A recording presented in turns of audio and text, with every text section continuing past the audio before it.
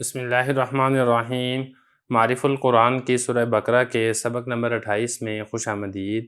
گزشتہ سبق کے اندر ہم نے جن 3 آیات کا لفظی اور بامحاورہ ترجمہ پڑھا تھا، آج کے سبق میں انہی 3 آیات کی تفسیر پڑھیں گے۔ سب سے پہلے بات کر لیتے ہیں ان آیات کا ماقبل کے ساتھ کیا ربط ہے۔ دیکھیں، گزشتہ آیات کی جو ہم نے تفسیر پڑھی ہے اس میں بڑی تفصیل سے یہ والی بات آئی تھی کہ شیطان نے وسوسہ ڈالا تھا اور حضرت آدم علیہ السلام سے لغزش ہوئی تھی، جس کی وجہ سے ان کو جنت سے نکلنا پڑا تھا اور اللہ تعالیٰ کی جانب سے عتاب کی گئی تھی، ڈانٹا گیا تھا۔ تو حضرت آدم علیہ السلام نے ایسا خطاب اور ایسا عتاب تو پہلے نہیں سنا تھا، لہذا جب اللہ تعالیٰ کی جانب سے عتاب ہوا تو حضرت آدم علیہ السلام بے چین ہو گئے اور معافی کی التجا کرنے لگے۔ لیکن پیغمبرانہ معرفت تھی اور اس کی وجہ سے انتہائی ہیبت بھی تھی اللہ تعالیٰ کی، لہذا زبان سے کوئی کلمہ نکلتا نہیں تھا۔ پھر ایک وجہ یہ بھی تھی کہ اس ڈر سے بھی وہ کوئی لفظ نہیں بول رہے تھے معافی کا، کہ کہیں ایسا نہ ہو کہ میں اللہ تعالیٰ سے معافی مانگوں لیکن میری زبان سے کوئی ایسی بات ادا ہو جائے جو اللہ کو پسند نہ آئے اور معافی کے بجائے اللہ تعالیٰ میرے اوپر مزید ناراض ہو جائیں۔ تو اللہ تعالیٰ کی ذات اب رحیم اور کریم ذات ہے۔ اللہ تعالیٰ کی ذات حضرت آدم علیہ السلام کے دلی کیفیت سے بخوبی واقف تھی کہ حضرت آدم علیہ السلام بے چین ہیں اور ان کو کسی ایسے کلمات کی ضرورت ہے جن کی مدد سے وہ اللہ تعالیٰ سے معافی مانگے۔ تو اللہ تعالیٰ نے یہ والی حالت دے کر خود ہی معافی کے لیے کچھ کلمات حضرت آدم علیہ السلام کو سکھا دیے اور حضرت آدم علیہ السلام نے ان کلمات کے ذریعے سے اللہ تعالیٰ سے معافی مانگی۔ یہی بتا رہے ہیں تلقی آدم من ربہ کلمات، آدم علیہ السلام نے اپنے رب سے کچھ کلمات سیکھ لیے۔ آدم علیہ السلام نے جب یہ کلمات سیکھ لیے، فتاب علیہ، تو اللہ تعالیٰ رحمت کے ساتھ ان کی طرف متوجہ ہو گیا۔ مطلب یہ کہ اللہ تعالیٰ نے حضرت آدم علیہ السلام کے ان کلمات کی وجہ سے جو معافی مانگی تھی، اس معافی مانگنے کو قبول فرما لیا۔ وجہ کیا ہے؟ وجہ آگے بتا دی، انہ هو التواب الرحیم، بے شک اللہ تعالیٰ معافی کو قبول کرنے والے اور انتہائی مہربان ذات ہیں۔ آگے دیکھیں، قُلْنَا اهْبِطُوا مِنْهَا جَمِيعًا۔ یہاں بھی ایک سوال پیدا ہوتا ہے کہ جب حضرت آدم علیہ السلام کی توبہ کو اللہ تعالیٰ نے قبول کر لیا تھا تو ہونا تو یہ چاہیے تھا کہ آدم علیہ السلام کو جنت کے اندر باقی رہنے دیتے، ان کو زمین کی طرف اترنے کا حکم نہ دیتے، لیکن اللہ تعالیٰ آگے فرما رہے ہیں کہ ہم نے کہا کہ تم سب زمین کی طرف اترو۔ تو زمین کی طرف اترنے کا کیوں کہا گیا؟ دیکھیں، حضرت آدم علیہ السلام کی جو زمین کی طرف اترنے کا حکم دیا گیا، اس میں ہزاروں مصلحتیں اور حکمتیں اور بھی تھیں جس کی وجہ سے حضرت آدم علیہ السلام کو زمین کی طرف اترنے کا حکم دیا گیا۔ ایک مصلحت کے بارے میں ہم پہلے پڑھ چکے ہیں کہ اللہ تعالیٰ نے فرمایا تھا کہ میں زمین میں اپنا نائب اور خلیفہ بنانے والا ہوں۔ تو ظاہر ہے جب وہ زمین کے اندر نائب اور خلیفہ تبھی ہوگا کہ جب وہ زمین کے اوپر ہوگا، تو لہٰذا حضرت آدم علیہ السلام کو زمین کے اوپر اترنا ہی تھا۔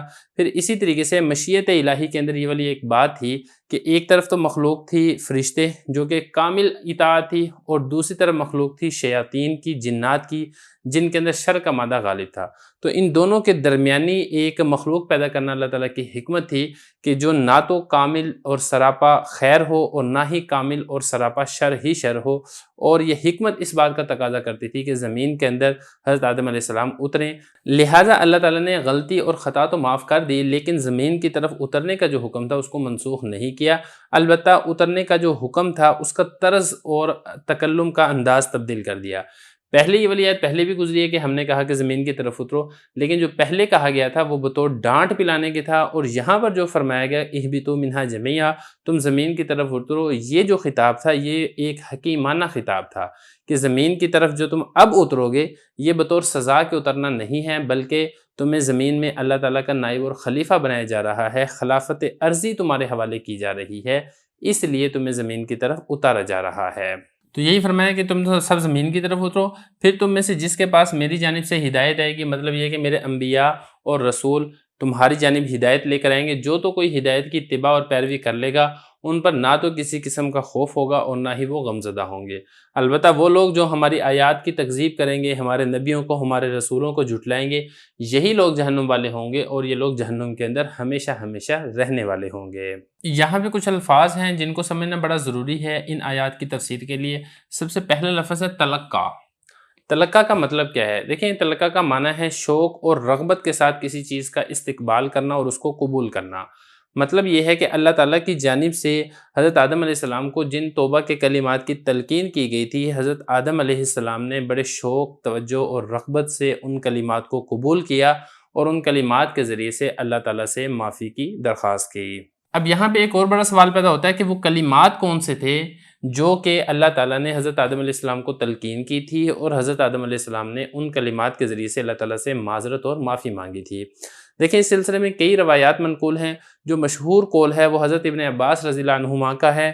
حضرت فرماتے ہیں کہ یہ وہ کلمات ہیں جو قرآن مجید میں دوسری جگہ پر خود ذکر کیے گئے ہیں، ربنا ظلمنا انفسنا وان لم تغفر لنا وترحمنا لنکونن من الخاسرین۔ یہ کلمات تھے جو کہ اللہ تعالیٰ نے حضرت آدم علیہ السلام کو سکھلائے تھے، اور حضرت آدم علیہ السلام نے ان کلمات کے ذریعے سے ہی اللہ تعالیٰ سے معذرت اور معافی مانگی تھی۔ اس کے بعد اگلا لفظ ہے تاب علیہ۔ تابہ اس کا مطلب ہوتا ہے توبہ کا۔ دیکھیں توبہ کا جو معنی ہے وہ ہے رجوع کرنا۔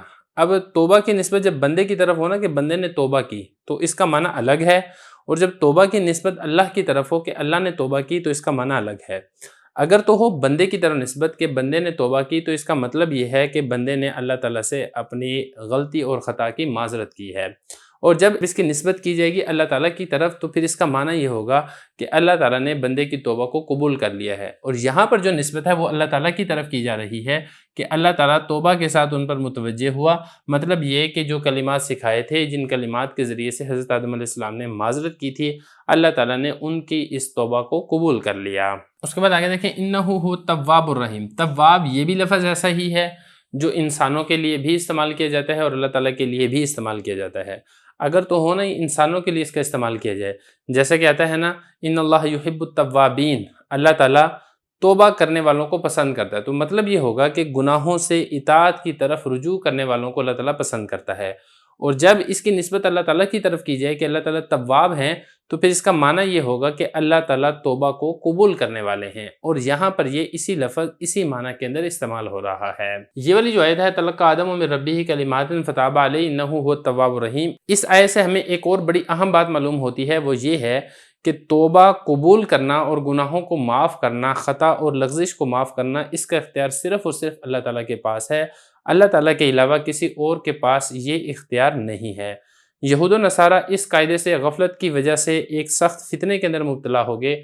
وہ اپنے پادریوں اور پیروں کے پاس جاتے تھے اور ان کو کچھ ہدیہ وغیرہ دے کے اپنے گناہ معاف کرا لیتے تھے، اور وہ یہ سمجھتے تھے کہ اگر انہوں نے معاف کر دیا تو اللہ کے نزدیک بھی معاف ہو جائے گا۔ آج کل کے دور کے اندر بھی بہت سے ناواقف مسلمان اس طرح کے غلط اور خام عقیدے رکھتے ہیں، جو کہ سراسر غلط ہے۔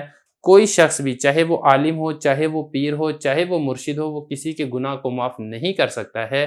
یہ اختیار صرف اور صرف اللہ تعالیٰ ہی کے پاس ہے۔ اس کے بعد دو لفظ یہاں پر اور سمجھنے بڑے ضروری ہیں، ایک ہے خوف اور دوسرا ہے یحزنون۔ یہ جو یحزنون ہے یہ فعل ہے، اصل اس میں جو عربی لفظ ہے وہ ہے حزن۔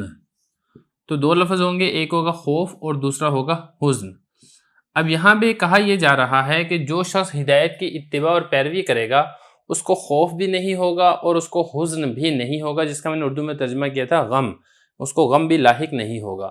تو یہاں پہ سوال ہی پیدا ہوتا ہے کہ ان دونوں کے درمیان فرق کیا ہے۔ دیکھیں خوف کہتے ہیں آئندہ پیش آنے والی کسی تکلیف اور مصیبت کے اندیشے کو، اور حزن کہتے ہیں کہ کوئی مقصد ہے، کوئی مراد ہے، اس کے فوت ہو جانے کے نتیجے میں جو غم پیدا ہوتا ہے اس کو حزن کہا جاتا ہے۔ تو بتانے یہ چاہ رہے ہیں کہ دنیا سے متعلقہ جو مومنین ہوں گے، خالص ایمان والے ہوں گے، نہ تو ان کو کوئی مستقبل کی فکر لاحق ہوگی اور نہ ہی ان کو کسی ماضی کا اندیشہ پیش آئے گا۔ البتہ اس سے مراد فکر آخرت نہیں ہے، آخرت کے بارے میں وہ فکر مند ضرور ہوں گے اور دوسروں کی بنسبت زیادہ فکر رکھتے ہوں گے۔ آگے فرمایا والذین کفروا وکذبوا، وہ لوگ جنہوں نے کفر کیا اور ہماری آیات کی تکذیب کی، یہ لوگ جہنم والے ہیں اور ہمیشہ جہنم کے اندر رہیں گے۔